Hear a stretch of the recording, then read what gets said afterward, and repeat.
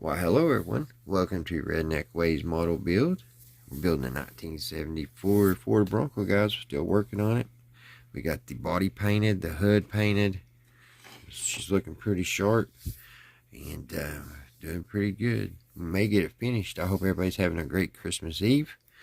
So we're going to sit back and get started, and we're going to see what we can finish in a half an hour.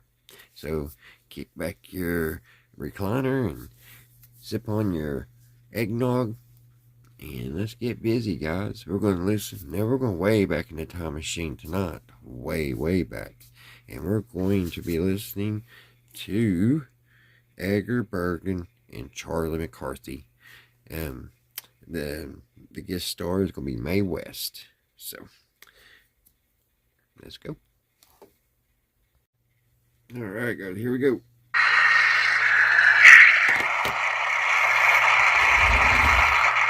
Beneath the southern moon. So you like that, Charlie, huh? Yeah, yes, I do, Mr. We gotta put Eddie, I do. we gotta get the dashboard put in, guys. Song, you know, Figaro, Figaro, Figaro. Charlie, you call that singing?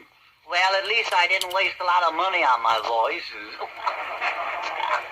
Mr. Eddie, how much can a singer make? How much do you make? Or am I being personal now? Well, I mean just round figures, you know. Well, now, I make in the neighborhood of... Oh, you don't make that much, no. No, I refuse to believe. Well, now that you mention it, Charlie, how much do you make?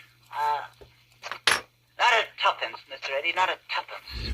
Every time I ask Mr. Bergen how much we're getting, he says it's a benefit performance. I get it. Maybe it's a benefit for Bergen, huh? I wouldn't put it past him. Say, Bergen? Yes, Charlie. Is this a benefit performance?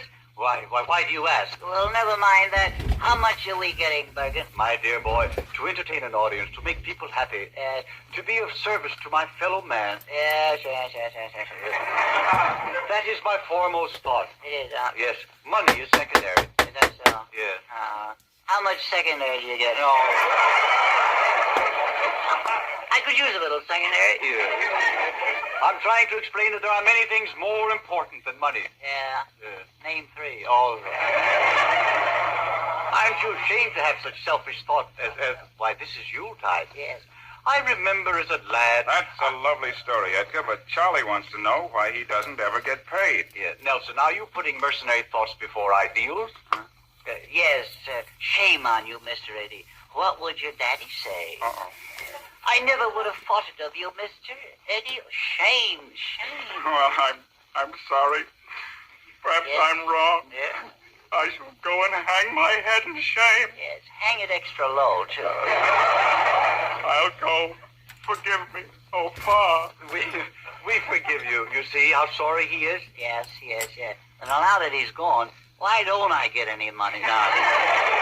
Well, after all, why do you need money? Well, I have my Christmas shopping to do. I spent what little I had on Skinny Dugan's present. You did? Yeah, I gave him my last penny for his present. Yeah. Well, that was nice. Yes, it was. What did you get him? I got him a chemical set. Oh, I see. My last penny for it, too. Yes. Well, that's nice. Yes. He's my pal. Yes. The rat. Yeah. I got him a lot of bottles and a book of experiments. Well, that's fine. Yes. Do they work? Yeah, of course they work. I've done 8 of them myself already. Yeah. I could have done more, but I ran out of chemicals. Oh. Well, Charlie, what are you going to give Skinny if you've used all the chemicals? Well, I'll give him the book. The book. And the bottles. He can get refills if he wants to mess around with it. Mess around with it. Yes. Chemistry is an interesting, fascinating study. Yes, it is, yes. We owe much to the chemists. Yeah? I paid cash for the set. No, I'm speaking of chemistry. Yes. It deals with the composition of matter. What matter? Well, any matter. Oh, it doesn't matter. Oh, yes, it does. Charlie, you see, the chemist is the man who takes the compound, divides it into molecules and elements and atoms. Yeah, that's what he does. You come up sometime and we'll split an atom. No. Please, Charlie, don't be facetious. Much of the world's progress is due to the labor of chemists. So word don't get used too much anymore, is it? I have great respect for them. Well, thank you. We do the best I think that we looks can. pretty sweet, don't you What guys? experiments have you perfected? Well, I'm working on a secret formula. I was now kind for of cleaning silver. worried about how the two What does it blues was going to contain? match, and I think it's going to be all There you right. are. You see, it's a secret formula. Oh, I see. You won't tell me. I won't tell anybody. I don't even know We'll what let I that dumped in it. set. Well, don't you have a formula? Well, I know a little, yes. There was a dash of this and that, you know. I took 3 fingers of sulfuric acid and a jigger of potassium We'll set chloride, that aside.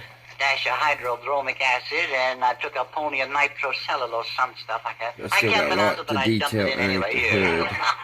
Then I Do put a the little stuff bit in the right sink and there, I poured touch it up. all in, and then I dumped your silverware in it. My silverware. Yeah.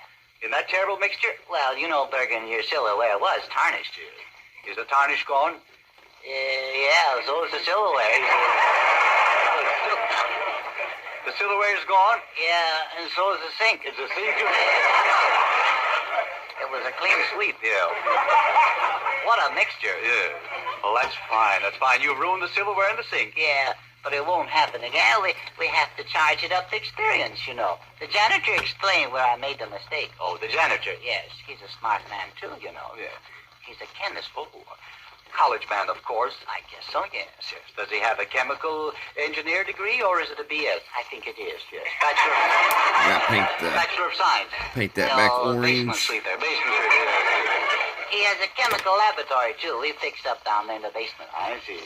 We're working now on a substitute for gasoline. It's very powerful. Is that so? Very powerful. One drop on a dog's tail will kill a man. Is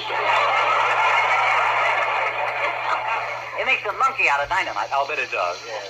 Well, is this substitute Yeah, I protected got now? to touch up a place here, which I can. Well, there's 2 things. I'll it is, spray a yes. little In the bit of first that place, color it in the costs 3 times as much cap as gasoline, and touch those up. Second place, the car I will should have run let this on. harden a little bit more. Would you care to buy in on a little of this? No. You can get it cheap now. But I'll never get the model I don't think done. I care for it. You wouldn't like a piece of it. No. But it Now's be the time to touched get in up. on the There we ground go. floor. Yeah. Before it blows up. I have the sample with me. Well, Charlie, I don't think I care to look at it. I know, and I wish you wouldn't handle it around here. It Touch looks this dangerous to up a me. little bit. Now, Gotta make it's some more of that absolutely safe. I'll blue. give you a demonstration. This is no place for a chemical demonstration. Bergen, there's the right way and the wrong way to handle these things. I know there is. Yes. Now, this is the right way. You see, like this. But some fool is liable to do this, and they'd turn it... Oh, Bergen! Bergen! Well, where are you, Charlie? I'm up here in the ceiling. Well, all I can see is a patch up there. Well, that's no patch, that's me. Oh.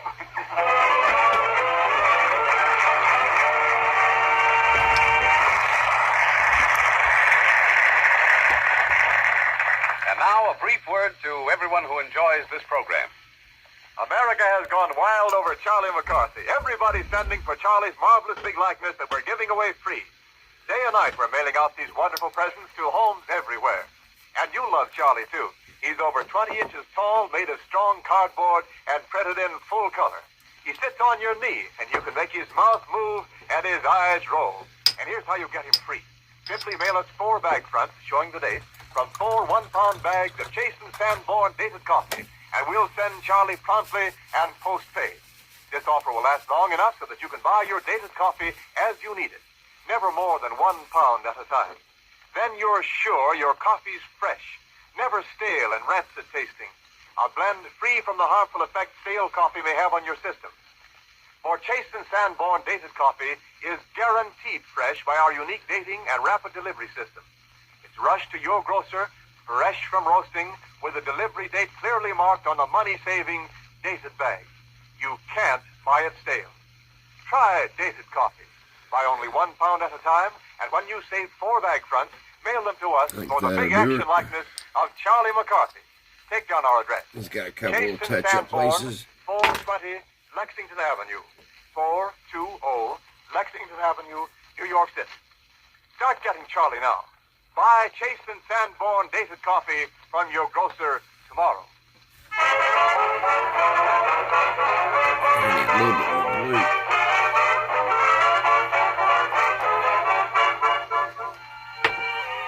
You remember the old adage that coming events cast their shadows before them. but we consider it a real event when Mae West makes one of her rare appearances on the air. So by way of upholding a good old superstition, Dorothy Lamour does a little shadow casting for us with a title song from Miss West's new Major Studios picture, Every Day's a Holiday. There are 4th of Julys in both of your eyes and an Easter Sunday too.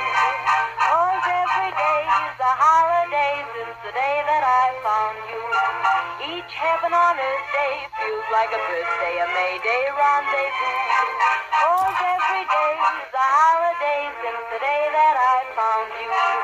They ought to hang the flags out, they ought to close the bank. And though it's not November, still I feel like giving thanks. Yeah, it dries You're a darker. Happy New Year, a movie premiere, you're a Christmas present too. 'Cause every day is a holiday since the day that I found you.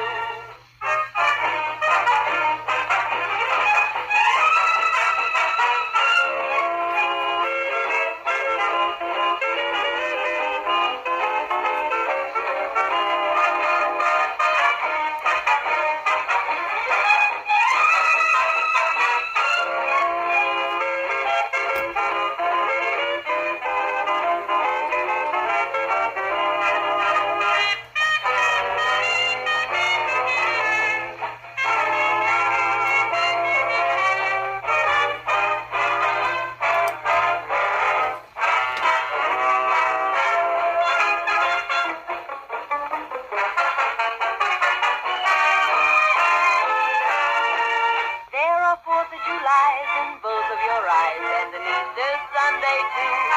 'Cause every day is a holiday since the day that I found you.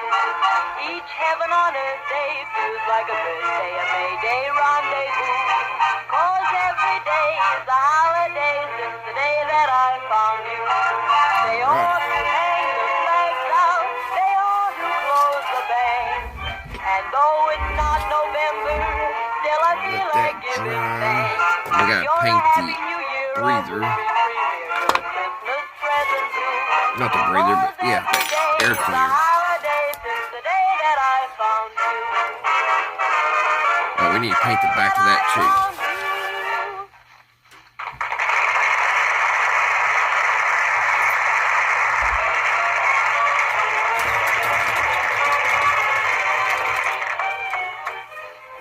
And with that nice bit of foreshadowing by Dorothy Lamour, we come to the event itself, which is the presence of Mae West in our company tonight. Miss West has carved such a sizable niche for herself in the Hall of Fame with her unique characterizations that not only is her name known in every home up and down the country, but the phrases and expressions which she has originated have almost become a part of the American language. For us, she forsakes the picture hats and sweeping dresses of the gay 90s, which you find so becoming in her new picture, and turns back time to step into the Garden of Eden and into the character of the most fascinating woman of them all, Eve. Wendell, will you set the scene for us? Well, of course, we find Adam and Eve in the famous Garden of Eden. And this light-hearted travesty about what might have taken place in those days when the world was young was written for us by Arch Oboler, one of radio's better-known writers. Under a spreading fig tree rests one Mr. Adam, sprawled out lazily in the hot sun. Eve, obviously, is bored beyond endurance as they play a game of cards with a deck of fig leaves. Listen, tall, tan, and tired. It's time I told you a thing or two. Ever since creation, I've done nothing but playing double solitaire. It's disgusting. It's got me down. Oh, we've got a nice place here. That's the trouble. It's too nice. Well, I'm not complaining. But I want something to happen. A little excitement, a little adventure. A girl's got to have a little fun once in a while. There's no future under a fig tree. Now, come on, woman. Be like me. Why don't you relax and just take it easy? Because I'm a lady of big ideas. Yeah, what kind of ideas? You've no idea. Listen, Adam, I've got to get a chance to expand my personality. Well, go on, expand. I will, out there. Out there? You mean outside the gates of the Garden of Eden? Now you're talking. Oh, but who knows what's out there? I'd find out. Oh, no, we can't go. We've still got a lease on this place. You mean...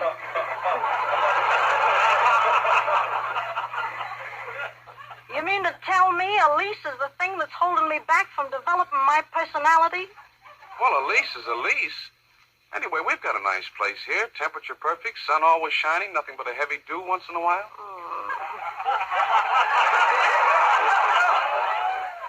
What are you, the Chamber of Commerce? Oh, go away and let me sleep, will you? Listen, Adam, I tell you, you got to get me out of this place. You got to break the lease. Yeah, but what for? This is Eden. Everything is peaceful and quiet and safe. That's the trouble. It's too safe. I tell you, it's disgusting. Well, what are you talking about? Adam, you don't know a thing about women. Oh, you apparently forget you were originally one of my own ribs. Yeah, a rib once, and now I'm beefing. Me, I know everything about women. That's covering a lot of territory. Listen, long, lazy, and lukewarm. You think I want to stay in this place all my life? I do, and I tell you, you're one of my ribs. Yeah, but one of your floating ribs. Couple of months of peace and security and a woman's board all the way down to the bottom of a marriage certificate. Well, then what do you want? Trouble? Trouble, listen. If trouble means something that makes you catch your breath, if trouble means something that makes your blood run through your veins like salsa water, Adam, my man, give me trouble. Oh, Eve, you don't want trouble. Now, tell me the low-down truth. Ain't there any way you can break our lease? Well, yes, there is. But I won't tell you. No? No, this is paradise. Free light, free heat, free meals. What else could a man want? Answer me that. I got a couple of good ideas if you'll tell me how to break the lease. No, I won't do it. Oh, Adam. What? Come on over here.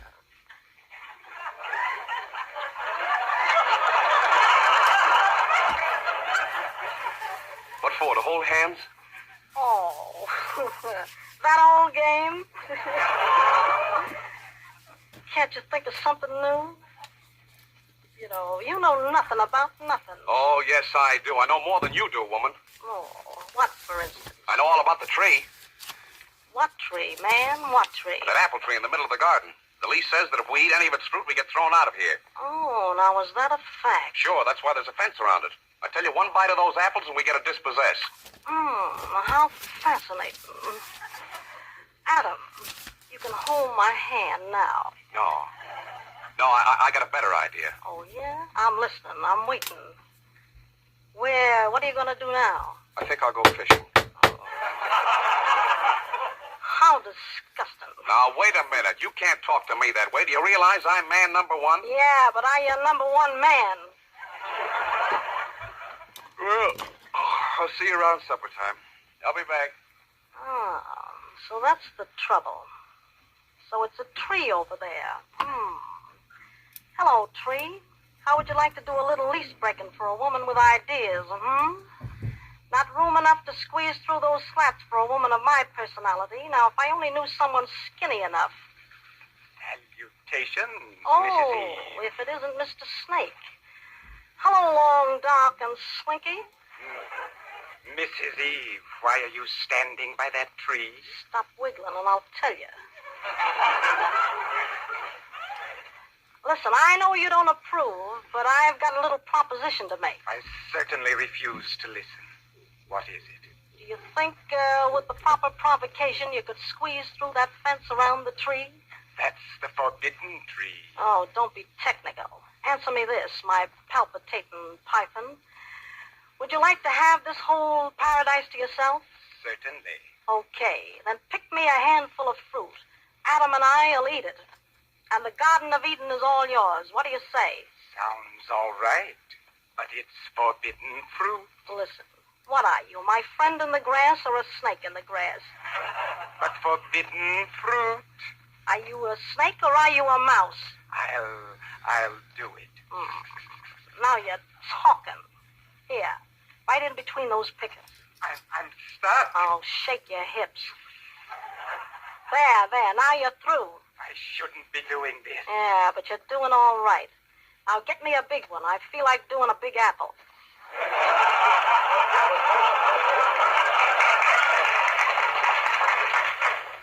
Here you are, Mrs. Eve.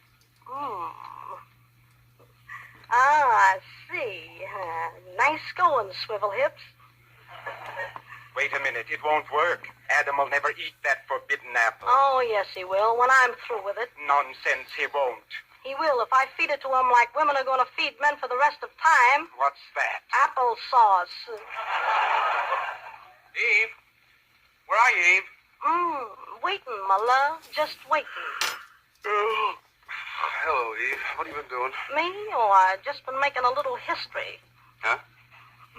The first woman to make a monkey out of a snake. Say, how about supper?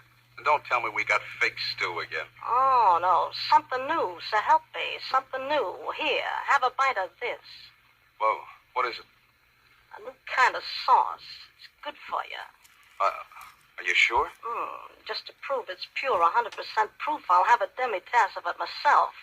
All right, I'll... Oh, well... No, wait. Before you eat, answer me this. Are you going to take me out of this dismal dump and give me a chance to develop my personality? Oh, Eve, are you going to start that over again? No, I'm going to end it. Eat your sauce, big boy, and hold your hat if you got one. Oh, say, this is darn good sauce. Where did you find it? Oh, my head. What happened to me? We've been dispossessed. But why? Forbidden applesauce. Oh, Eve, what have you done? I've just made a little more history, that's all. I'm the first woman to have her own way, and a snake will take the rap for it. But, Eve, we've lost the Garden of Eden. We're just...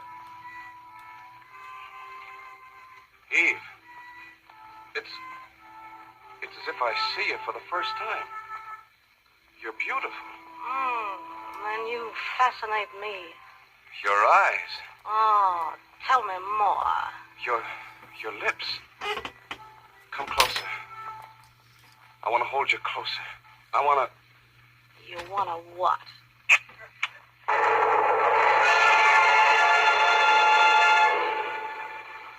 Eve, what was that? That was the original kiss.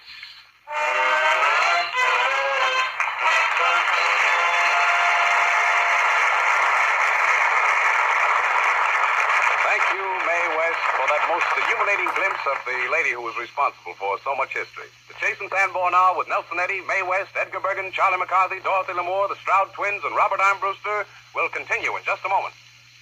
I was dreading putting them blades back on. But we got them. Don Amici and the Chase and Sanborn Hour with Robert Armbruster and the Orchestra. Wait till joining last, me in 'cause an I kept up-to-the-minute hitting them, commentary knocking on that them, breaking them old off. subject of love.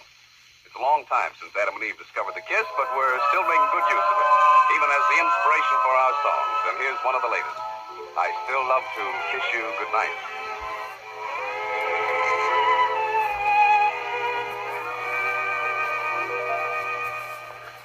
I'll still love to kiss you goodnight. The thrill of you holding me tight grows ever sweeter the long years between. Since first I kissed you when we were 16, I still love the touch of your lips. I can't get too much of your lips. I know when your hair is snowy white, I'll still love to kiss you goodnight.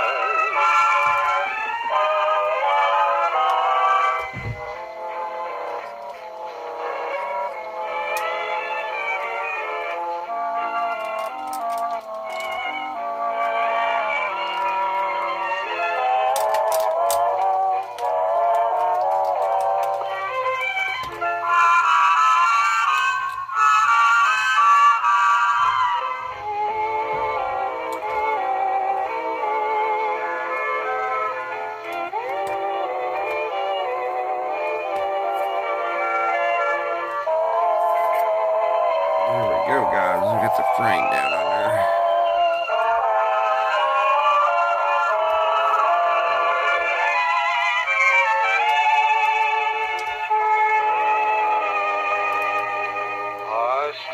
love the touch of your lips. The wheels are tucked way up in Get there. too much of your lips.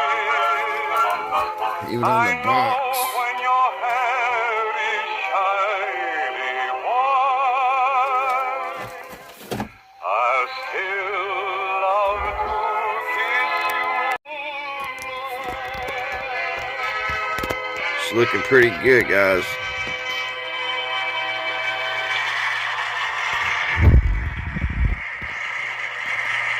Still a lot of little touching up to do. Don, that was delightful. In the past, your vocal renditions have been lilting and melodic, but this time you surpassed yourself. Oh, thanks, Clarence. Well, I see that Clarence Stroud is back in his usual high But we spirits. got it on You're the right, Nelson, stand, and my or recovery is due on to the our fact that I foundation. don't worry about Claude.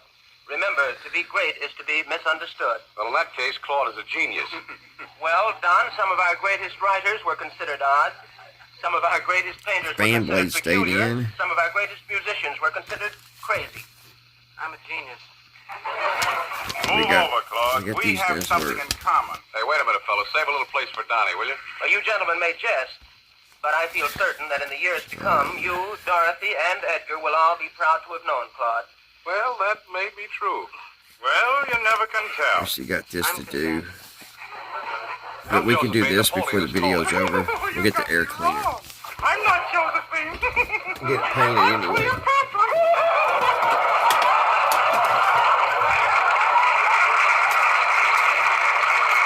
I still have to paint the top. That's what it looks like on it. Get along very nicely together. Yes, they do. It still has to be They painted. must be geniuses, too. Undoubtedly they are, and they have your interest at heart. Only this morning they stated that you would be a great success if you entered the business world or took up some And profession. I gotta touch that little spot up. Personally, I am convinced that you will carve a niche for yourself in the realm of business. Once aroused, you will crash through every obstacle. You will tear down all barriers. You will shake the world. I'm a hurricane. Well, potentially you are. The secret of salesmanship may lie within your grasp.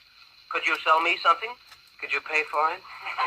Well, that's neither here nor there. Let us conjure up a theoretical instance. You have become an agent for the latest type of model airplane. This toy has a wingspread of 15 feet. It has a flying radius of 3 miles.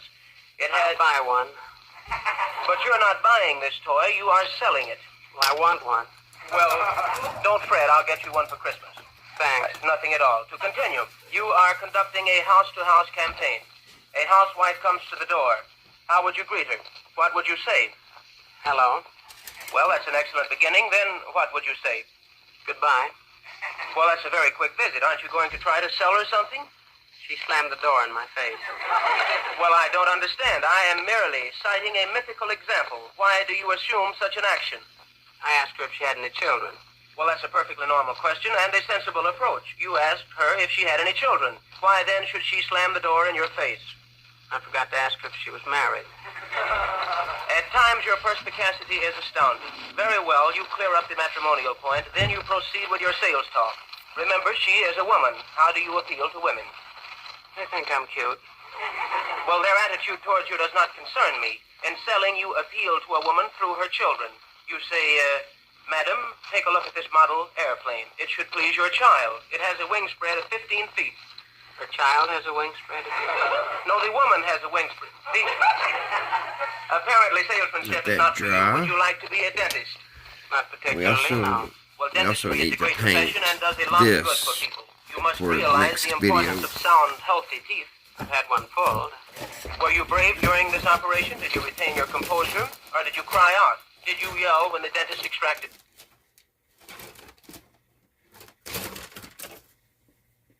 The dentist yelled. I bit him.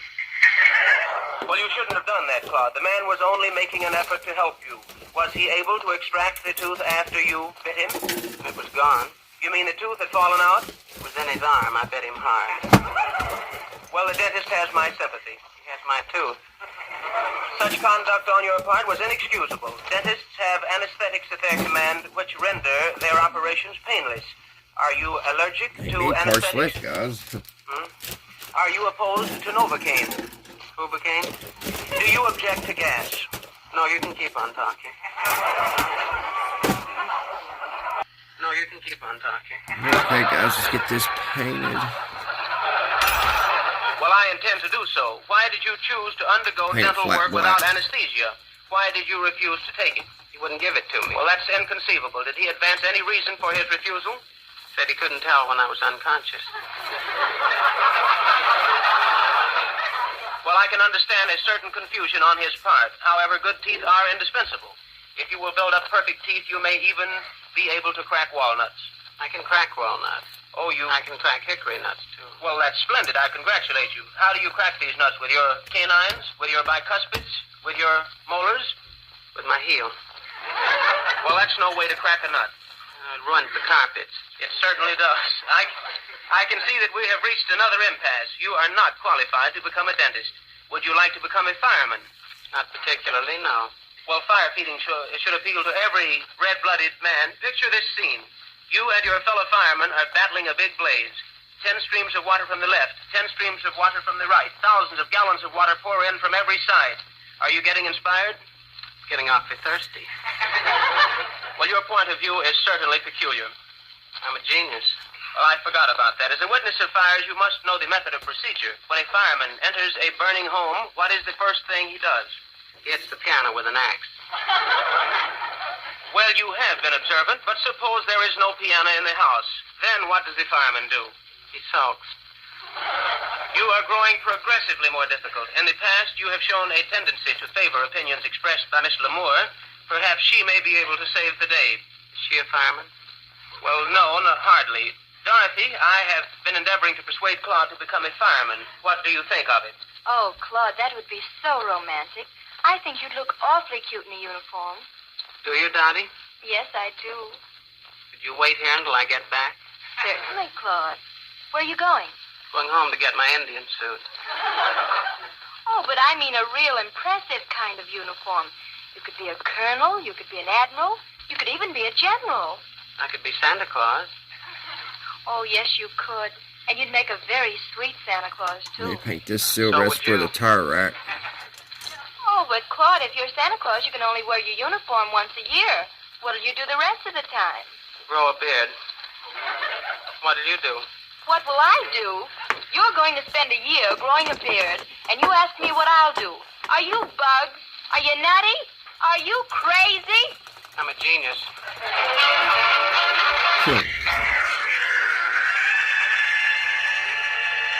Alrighty, guys. That wraps up this setting. So next setting, we'll get the radiator stuff put in, and off camera, I'll go ahead and get the spare tire painted up, and I'll get the convertible top painted white, have it all done, and probably the next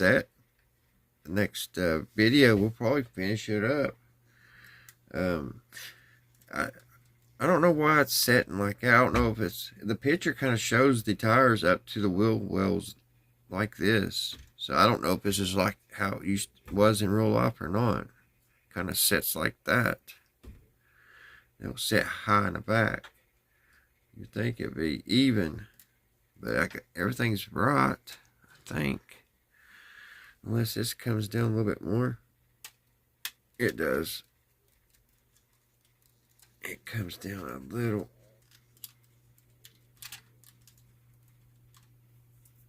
I'll let this blue dry a little bit longer.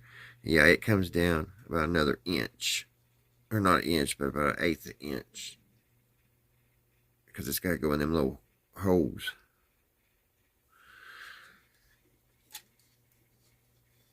Just moving it that much made it look better. Okay. But that stuff's so still not hardened. The enamel isn't. So I don't want to be handling it that much, moving it around. So I'll give that another day of hardening, because I've already got to touch up a little place there. And then, like I said, our next video, we'll probably be finishing this puppy up, guys. And moving on to the next one, which I think I'm going to restore a radio, a Zenith, 1948 Zenith radio. So I don't know if I'm going to start another model soon or not. It might be about a month before I do another model build. Alrighty, guys. Hope you're all having a great Christmas Eve, and you guys have a great Christmas. And until the next one, I'll see you right here at Redneck Ways. Bye, guys.